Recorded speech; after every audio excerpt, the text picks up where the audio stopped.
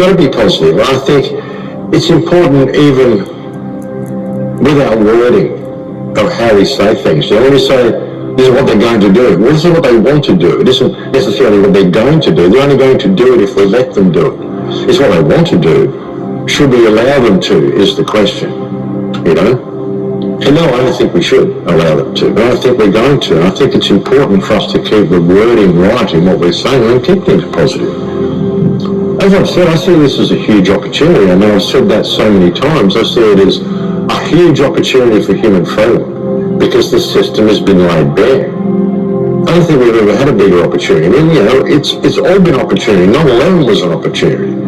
That got co-opted, you know, divide and conquer. People started arguing over details. Of course, that's the way it goes. Whenever this stuff happens, people start arguing over details. With all the doctors and all the people who have been exposing it in different ways, people argue over details. Oh, this doctor believes in viruses and I don't, therefore they're a shell. Maybe they've just had a different education. Maybe they've just gone down a different path. Maybe they're just on a different learning curve than you.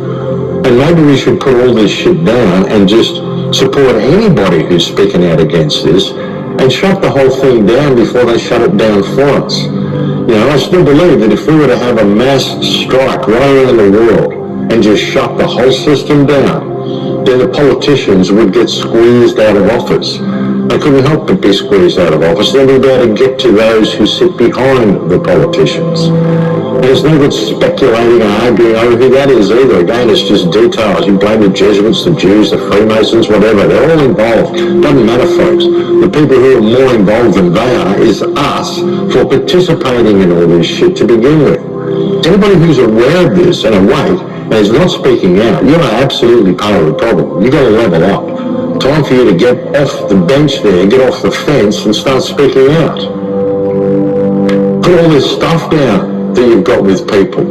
It doesn't matter what people did. It doesn't matter about any of that shit now. What matters is that we get ourselves out of this mess and we seize this opportunity and we all come together to do that. Now, we're going to see what's happening here, folks. There's so much more going on here than people believe. There really is. You know, years ago I put out a show called Giving Life to Lucifer. How we were being led into this smart AI reality.